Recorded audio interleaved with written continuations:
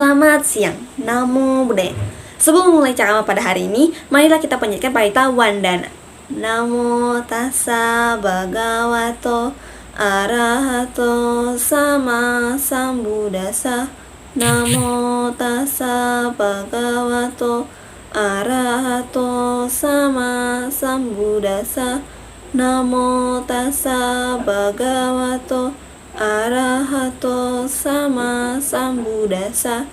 Terpujilah Sambagama Maha Suci yang telah mencapai kenalan sempurna. Semoga semua makhluk hidup berbahagia. Syadu, syadu, syadu. Namo Buddhaya. Halo semua, bertemu lagi dengan saya Devi Pemerintah dari kelas 12 aku tes 1. Puji dan syukur saya panjatkan pada Tuhan Yang Maha Esa, Sang Bhagawa, serta Sang Priyatna. Karena berkat pancaran cinta kasih-Nya, kita hingga saat ini masih diberikan kesehatan dan rezeki yang melimpah. Hari ini saya akan menyampaikan ceramah yang berjudul 5 kesalahan dalam memahami hukum karma. Menurut teman-teman, apa sih itu hukum karma? Hukum karma adalah hukum sebab akibat tentang perbuatan. Hukum karma menjelaskan bahwa setiap perbuatan yang dilakukan pasti akan memiliki akibat. Perbuatan yang baik akan mendatangkan akibat yang baik pula. Dan sebaliknya, perbuatan buruk akan mendatangkan akibat buruk juga. Yang mana dalam ajaran hukum karma dan ajaran agama Buddha, kita diajak untuk selalu berbuat kebajikan agar kebahagiaan dapat kita peroleh. Akan tetapi, apa teman-teman semua yakin bahwa sudah memahami hukum karma dengan benar? Apa sakit perut karena makan makanan pedas adalah karena hukum karma? Apa semua musibah yang menimpa kita adalah hasil dari perbuatan buruk kita di masa lampau? Apa bahagia dan menderita kita hanya ditentukan oleh perbuatan kita di masa lampau saja? Atau apa memaafkan orang lain segera mendapatkan karma buruknya dan menjadi apatis adalah perbuatan yang sesuai dengan hukum karma? Jawabannya tentu saja tidak. Namun, seringkali kita semua salah dalam memahami hukum karma dengan anggapan seperti itu. Oleh karena itu, berikut saya ungkapkan 5 kesalahan dalam memahami hukum karma yang sering kita alami. Yang pertama, seseorang melihat bahwa karma hanya berkaitan dengan yang negatif saja. Sering kita lihat dalam sebuah video ketika ada seseorang mendapatkan musibah, kecelakaan, atau mendapatkan azab, kemudian dikaitkan dengan karma. Itu pasti karena dia melakukan perbuatan buruk, makanya dia dapat azab, makanya dia dapat musibah, makanya dia kecelakaan. Memang benar, musibah atau kecelakaan yang dialami seseorang bisa disebabkan karena karma, karena perbuatan buruk yang dilakukannya.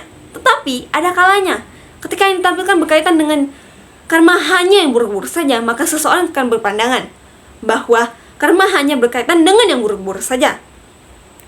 Sementara ketika seseorang mendapatkan kesuksesan, kebahagiaan, ketenaran, popularitas, menjadi presiden misalnya, tidak pernah dikatakan bahwa itu adalah hasil dari karma. Padahal itu semua juga bagian dari buah karma. Oleh karena itu, hukum karma ini tidak hanya berkaitan dengan yang buruk-buruk saja, karena yang baik juga dipengaruhi oleh perbuatan-perbuatan yang dilakukan orang tersebut. Yang kedua, ada kalanya seseorang berpikir bahwa karma atau perbuatan adalah satu-satunya penentu kebahagiaan atau penderitaan seseorang dan tidak ada kondisi lainnya. Semua kebahagiaan dan penderitaan seseorang ditentukan oleh karma, oleh perbuatan. Tentu saja ini merupakan pandangan yang harus diluruskan, pandangan yang tidak benar.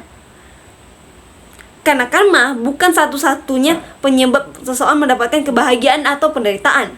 Sebagai contoh, seseorang terkena flu karena lewati perjalanan dari tempat yang panas ke tempat yang dingin. Apa terkena flu itu merupakan buah karma? Tentu tidak. Itu disebabkan karena iklim, bukan karena karma. Atau misalnya seseorang makan terlalu banyak cabai, kemudian mules dan dia mendapatkan diare. Apa itu disebabkan oleh karma? Tidak, itu disebabkan karena makanan. Bahkan kondisi batin kita yang terlatih atau tidak terlatih juga menentukan kebahagiaan atau penderitaan seseorang. Misalnya, ketika seseorang harus mendapatkan buah penderitaannya karena perbuatan lampau, tetapi batinnya terlatih, batinnya berkembang. Karena batinnya terlatih, batinnya berkembang, orang tersebut tidak akan begitu menderita ketika harus mendapatkan buah dari perbuatan buruk yang harus ia dapatkan. Akan tetapi sebaliknya, apabila seseorang batinnya tidak terlatih, batinnya tidak berkembang, kemudian mendapatkan buah dari perbuatan buruknya, maka ia akan sangat menderita. Padahal buah dari perbuatan tersebut sama ada kedua orang ini. Tetapi yang pertama batinnya tidak begitu menderita karena batinnya telah berkembang. Sementara yang kedua, sangat menderita karena batinnya tidak terlatih dan tidak berkembang. Artinya, batin ini pun mempengaruhi kebahagiaan dan penderitaan seseorang. Oleh karena itu, karma ini bukan satu-satunya penentu kebahagiaan dan penderitaan seseorang, karena ada banyak pengaruh lainnya. Yang ketiga, ada beberapa orang beranggapan bahwa yang menentukan kebahagiaan dan penderitaan seseorang itu hanya karena perbuatan lampau saja. Ini juga harus diluruskan. Mengapa? Karena berhubungan dengan hukum karma itu tidak semata-mata ditentukan oleh perbuatan lampau saja. Perbuatan kita yang sekarang ini, yang sedang kita lakukan saat ini pun juga sangat mempengaruhi kebahagiaan dan penderitaan kita. Mempengaruhi buah dari perbuatan itu sendiri. Jadi, tidak hanya perbuatan lampau saja, tidak hanya kehidupan yang lampau saja yang menentukan sekarang, yang menentukan kebahagiaan dan penderitaan sekarang ini. Perbuatan saat ini pun sangat menentukan kebahagiaan dan penderitaan kita dalam kehidupan yang sekarang. Yang keempat, ada kalanya dengan memahami hukum karma, seseorang malah menggunakan hukum karma untuk berbuat yang tidak baik. Dalam hal ini adalah mengumpat orang lain. Contohnya seperti apa? Misal, ketika ada seseorang datang pada kita, melakukan hal yang tidak baik pada kita, melakukan tindakan yang buruk pada kita, kemudian kita mengumpat, kita berpikir mudah-mudahan orang tersebut cepat mendapatkan buah buruknya. Artinya, menggunakan pemahaman hukum karma untuk mengharapkan orang lain celaka, orang lain menderita. Dan tentu, ini tidak sesuai dengan hukum karma, karena apa yang dilakukan orang tersebut justru dia melakukan kejahatan.